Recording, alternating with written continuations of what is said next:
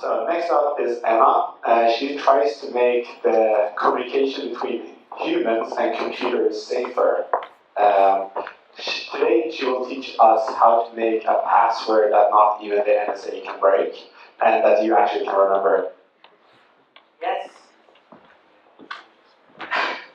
So I'm a bit in shock about what he just said. You should absolutely always be prepared. Well, I want you to, let's start with some storytelling here. So think about the Count of Devonshire sitting in his armchair by the fireplace. He smokes his pipe with some kind of herb. I don't know what kind of herb. He is bragging about that one time that he fooled the CIA using a chili token. Don't ask me what a chili token is. And this is a totally unplausible history, and you're like, you're kind of upset with him because this is so stupid. But this is Count Herb, brag CIA chili token. So, my name is Lilliestam, and I have a special interest in paranoid, low-tech IT security. So if you ever wonder what you can do with a cell phone and a refrigerator, I'm your man. So, making a password that not even the NSA can crack. What are we up against? Well, the NSA has a budget in the order of $10 billion a year. We don't know, probably it's more now, but in the order around there. We don't know anything about the Russian or the Chinese surveillance industry, and there are carriers out there, and even if the NSA isn't in your threat model, it hopefully isn't, it's still a good task to try to beat that $10 billion resource. So you remember this guy up there? He is Edward Snowden, and he tried to leak some papers to Laura Poitras there, and he succeeded. You know, before they could establish a channel, he wrote to her saying, "Assume your adversary is capable of 1 trillion guesses per second." 1 trillion is 1 with 12 zeros, and that's a lot. Let's go back to basics. What constitutes a good password? Firstly, you need length and key space. Meaning, use 8 characters of each and you're doomed. Not only against the NSA, but against hobby cryptographers like me. Secondly, you need randomness. These two are computer generated. Who of you would say that they are both 13 characters? Which one is more secure? Hands up for 1. Hands up for 2. Yes. You are totally right about this. The first one is made to be pronounceable, thus more memorable. Do you think it's memorable? The answer is no. Yes, thank you. So there are many ways that you can make like ridiculously good passwords, like this, for example. I use the Bible here, and one good thing about this is that it's written down, so I can remember. I can look it up. I take the initial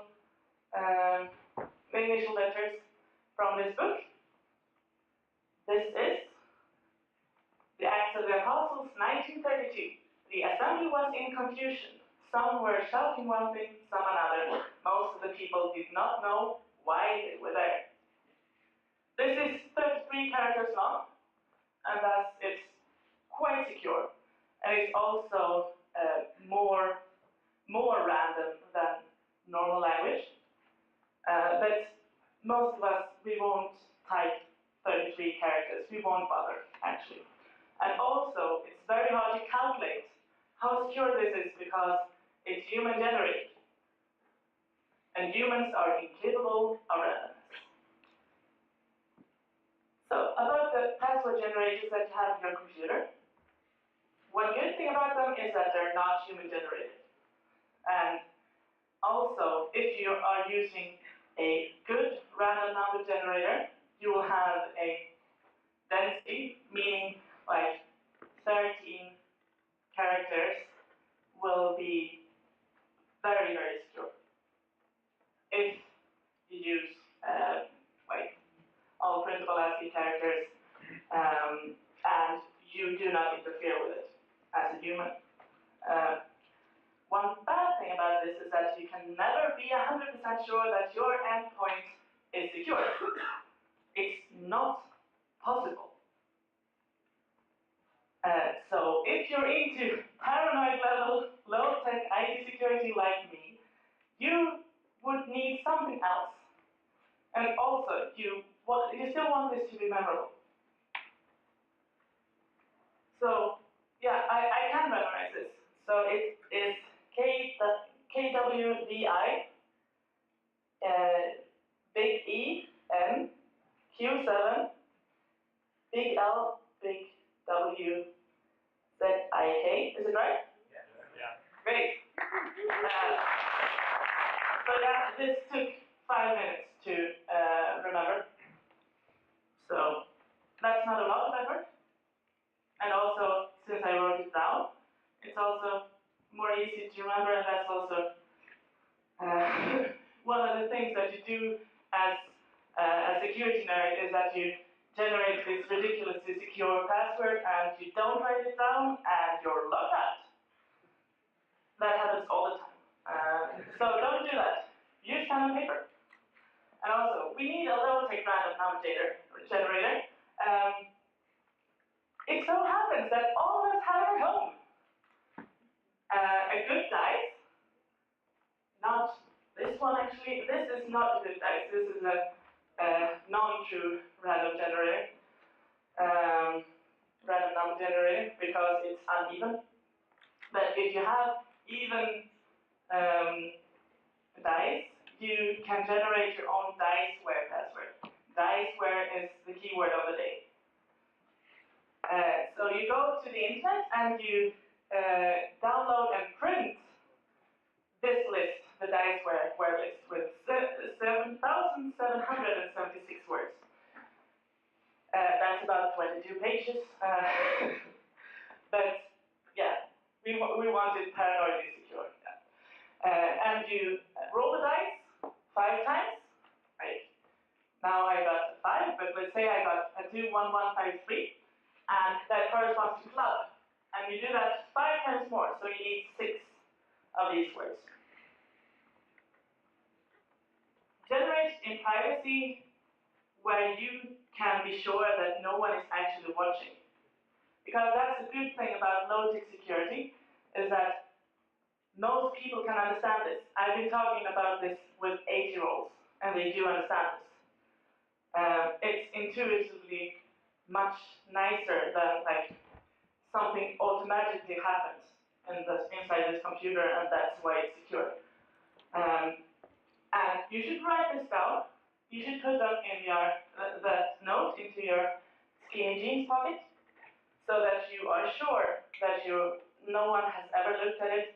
You know if you lose it. You know if someone grabs into your pockets, hopefully. And then you type it many times during the day. When you're secure that you actually know this password, you can ritually burn it and feel like, hey, I cracked the NSA. You didn't, but still. So how secure is this method? Well, given the estimate from Edward Snowden in 2012 that NSA is capable of 1 trillion guesses a second, and you have a 6-word diceware password, you will need, on average, 3,505 years to crack this kind of password. And yeah, you don't want to generate this all the time. about this is also that this will end up between 6 and 36 characters, and frankly, most of us won't bother to use a 36-character password, so that's a big weakness I'm trying to solve at the moment. But where to use this? You should use it on your full disk encryption, the master password for that. You should use it for your root or admin password, and you should use it for your password manager. 3 different. And that's all you need. At the end, how many of you do remember 3 or more of the words in the beginning story? Come on, more of you. Yeah, actually, come on. Okay, 2/3 do remember more than 3 of these words after looking at it once. So, it can be done to memorize a good password. Thank you.